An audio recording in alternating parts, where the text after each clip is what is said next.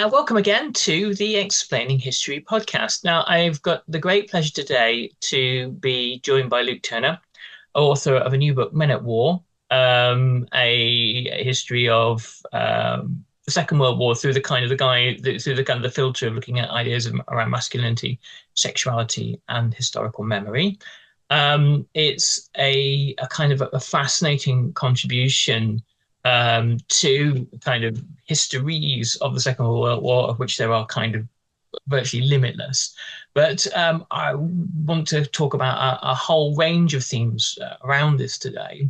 But firstly, welcome, Luke. It's a pleasure to have you today. Thanks for having me on. Thank you very much. Okay. So firstly, to begin with, let's kind of unpack the book a little bit for listeners to get a kind of a handle on what it is that the book is kind of arguing or suggests.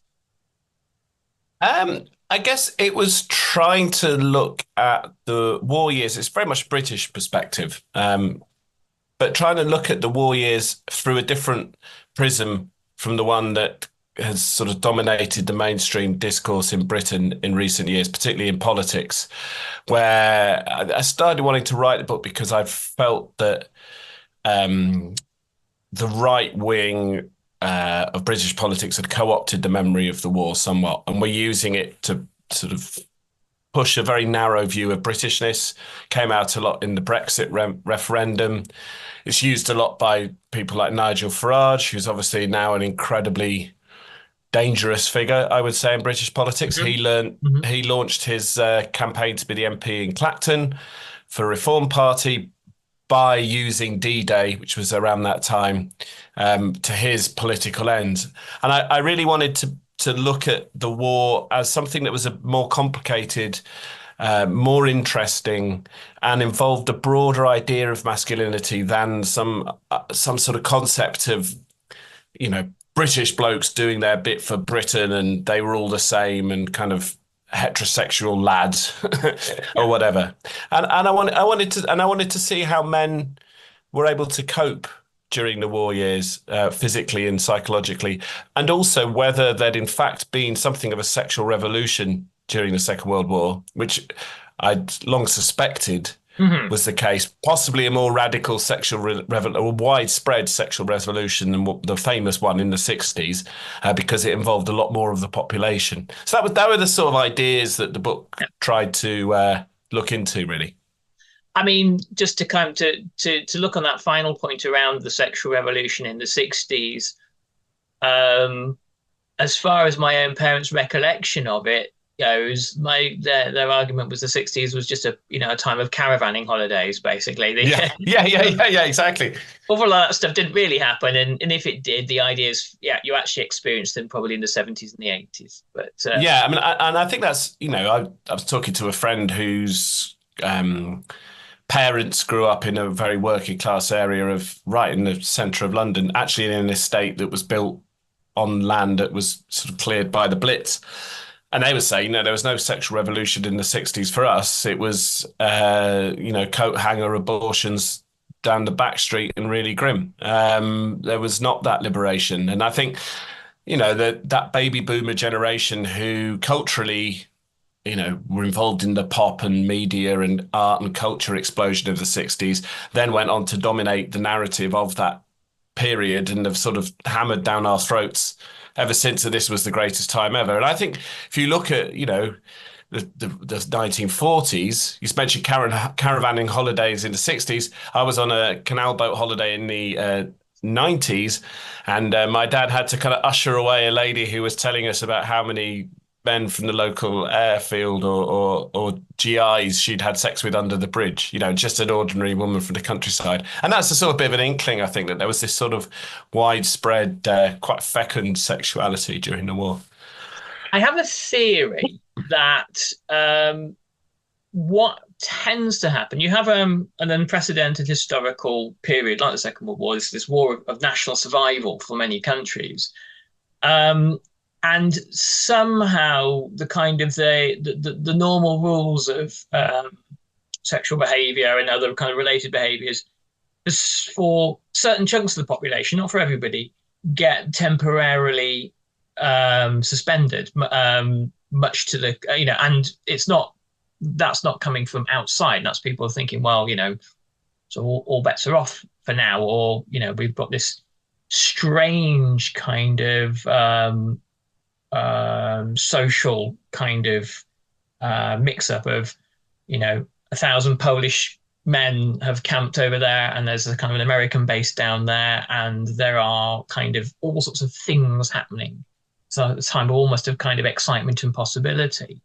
And my guess is always that that's what brings about kind of changes in values around sort of sex and promiscuity and sexuality and that kind of thing. But what do you think? Yeah, no, I 100% agree. I think, there is the very sort of urgent thought of I might die tomorrow and therefore I want to lose my virginity or whatever. I think that's one element. That's the sort of obvious bit. But I do think there are other motivations as well, and particularly when it comes to sort of same-sex interaction. One of the things I was very keen to explore was this. I was on one hand, the Second World War is something of a golden age, and that's a quote, golden age from a gay man alive in the war, about how there was this a sort of liberalization of attitudes to homosexuality or a blind eye turned by the authorities, but also the men who were who probably might be married, saw themselves as heterosexual, having sex with other men. And again, there's this sort of cliched argument that men are so sexually driven that if there's no women around, they'll just start having sex with each other. And that's probably the case sometimes, but I also think there's a more complicated truth in around that, which is that men are a lot more sexually fluid than we often take them to be, and the war allowed them to sort of indulge that sexual fluidity. Sure. But it is interesting, I think, for gay men. A lot of gay men's testimony I read. It's not a huge amount of it, but they really did describe the Second World War as a time of freedom and liberation and relative safety from prosecution and persecution. There was the memoir of I was reading a while back of Don McCullin, the famous British photographer who was the photographer of kind of Vietnam. And he said this really quite extraordinary thing. I think he was in about 1968. He was going northwards in Vietnam to photograph the kind of the Tet Offensive. And he said he found these American soldiers in little outposts here and there, a town that had been literally razed to the ground where there were a handful of GIs holding it, basically, and they'd been there for ages. And he said that across the country, he found men, and he didn't talk about sex, but he talked about love. He found men that were in love with one another. And he said, and it was extremely common. It is astoundingly common. And I find that's really curious. That it would be that, and then it's also not curious because it kind of makes sense when you think about being together and what kind of emotional intimacy is like and understanding one another. Yeah. Did anything of that come up in the research you did? Yeah, I think there's an interesting thing, cultural difference possibly there, where that's Americans and it's 20 to 25 years later. So there'd been a big sort of shift in some ways culturally since the Second World War then. And I do think there's a sort of buddy culture in America that's more like homosocial, I think you might say, where that kind of male friendship can move over into love. Whereas I didn't find so much of that in British reports. There were sort of men who would, do sexual things together, men who would, impersonate women and all this sort of stuff, but less of those kind of accounts of a sort of convenience friendship that was loving but non-sexual, if that's what you mean. I just didn't find so much about that. There was plenty of, there was accounts of love between men that was sexual, homosexual love. And there's an incredible memoir, sort of innovative novel that two men wrote together, one of whom was gay and in love with the other one, and the other whom one probably wasn't gay. Nobody's quite sure whether it was ever requited. It's a book called The Cage by Dan Billany and David Dowie. Dan Billany was in love with David Dowie, and they wrote this book together. Yeah. Um, and that was a beautiful love story because I didn't have love stories. I had plenty of sort of accounts of sex, but very little about love. So I'm interested in that. I just wonder whether that kind of buddiness of American culture didn't really exist in the sort of British male mindset in the 1940s. I Yeah. just didn't find much evidence of Yeah. it, and it's interesting because it would have been interesting. It's one of those things you sort of think about afterwards, but to sort of explore that a little bit, Yeah. because there wasn't. I mean, you get a lot of closeness and dear friendships and close friendships, but I don't think it was sort of necessarily expressed in that way Yeah. that maybe the American what Don McCullum witnessed. When you talk about masculinity in the book, um, masculinity means more, has perhaps as many meanings as there are people to kind of invent the meanings. Um, what was your sense of how war and masculinity is viewed at the time? Is it similar to how we view kind of the masculine act of killing other men? I mean, I think it depended who you asked. I mean, there was a lot of quite interesting writing in the interwar years where there was a feeling that the people who were too young to fight in the First World War were kind of lesser men. Lots of people write about that. Orwell wrote about that. Elizabeth Bowen wrote about that. Robert Graves wrote about mhm. that. This idea that because they'd missed the First World War, they weren't as masculine as their fathers. Of course, they would all then, they're writing at the time, they would all then go on to fight, or many of them.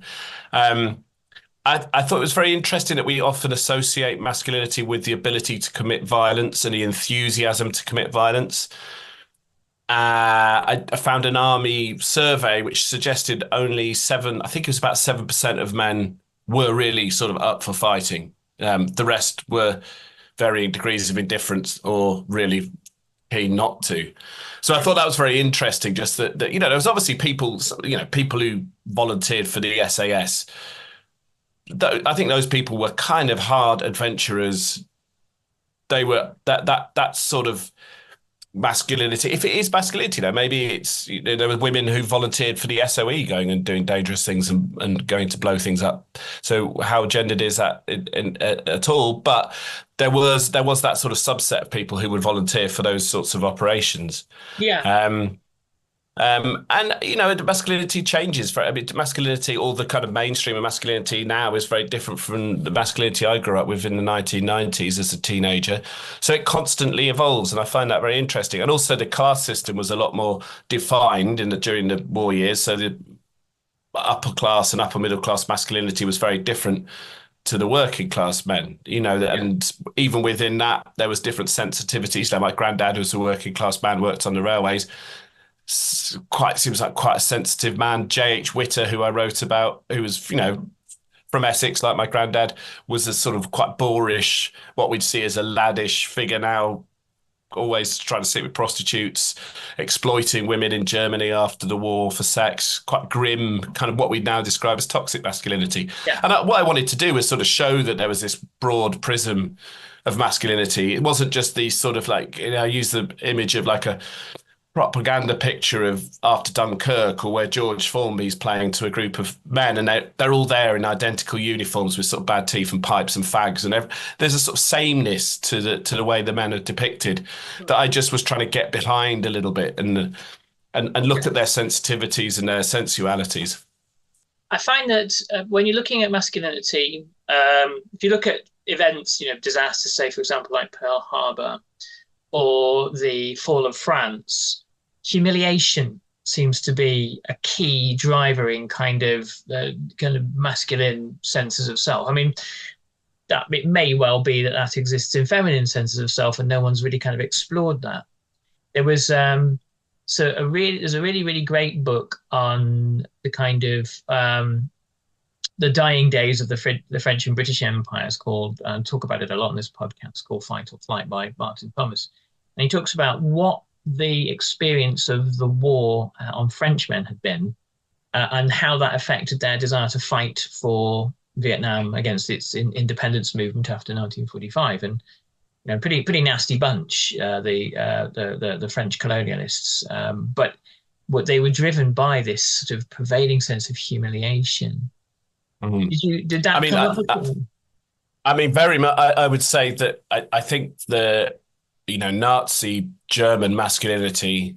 It was a Nazi. The Nazis were able to exploit the humiliation of German masculinity in the 20s and 30s. Undoubtedly, the sense that the stab in the back myth of the surrender in 1918, and then the humiliation of Versailles and the humiliation of reparations. I mean, the whole of Nazi Germany was built on a grievance of and humiliation. And one character or person I wrote about who I find very interesting is Mickey Byrne, who was a bisexual man, journalist, became a commando, wrote a lot about sexuality and his war experience. And for a while in the 1930s, he was pretty taken in by Nazism. He went to the Nuremberg Rally, met Hitler, got a signed copy of Mein Kampf, and you can sort of see in him there's a sense of not quite fitting in as a man made him very vulnerable to the far right. And I think you can see what's happening Mhm. in Britain at the moment with these riots going on. The far right are able to exploit the sort of anger that men probably rightly or wrongly, probably largely wrongly, feel about they don't feel they have a place in society. They feel humiliated by the world around them. Mhm. um and I think that's a common, Andrew Tate, for instance, which is why I think the Second World War is still so relevant, and why I was very pleased to write the book. Was people like Andrew Tate, the toxic influencer, he feeds off the men who feel humiliated, and they don't have a place. Islamic fundamentalist groomers, they feed off a sense of humiliation among young Muslim men. It's Yeah, always going to be there. These people out there, whatever religion doing it, whatever national identity, political creed, humiliation is a thing that is very, very easily exploited to make men do appalling things. yeah. Um, I mean, I think it's interesting you talk about memory and the sort of the appropriation and the kind of the theft almost of the memory of the Second World War. I think about my least favorite few weeks in any year are from kind of late October to about mid-November. A period of time a good friend of mine refers to as War Christmas. Yeah, Um, yeah.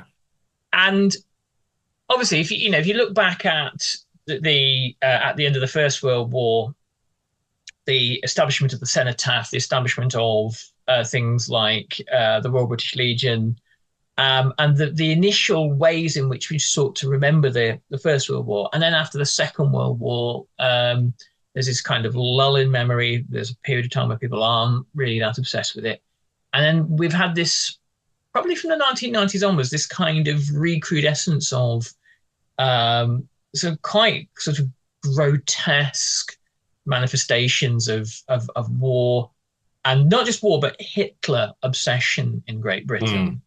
Um, if you go into a bookshop in another part of the English speaking world, America, Australia, wherever, there's a little bit on World War II. But if you go to a Waterstones, there's the history department, and then there's the Hitler bit, which is it's just, I mean, it's obscene. And I mean, part of me, I wonder why this history has been kind of appropriated in this way, and also, you know, how one reclaims, a bit of it.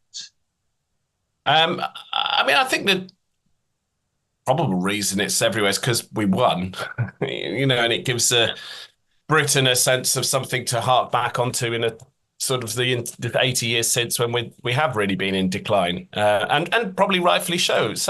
The empire's gone, rightfully so. Britain is a small island. It has a huge economy, but we're a small island. It's moving further away from everyone else. We're not. We're reliant on America. And so it gives a sense of national glory. I do think there's an element where it is really interesting still. I mean, the Yeah. war history, I still read. After finishing Men at War, I didn't read any war books for ages. But then, I'm now reading a book about Lysander operations to drop the SOE into occupied France. And I just read Sword of Bone about the British retreat to Dunkirk, which is a great book because it's very much against that kind of myth of Britain alone sort of thing.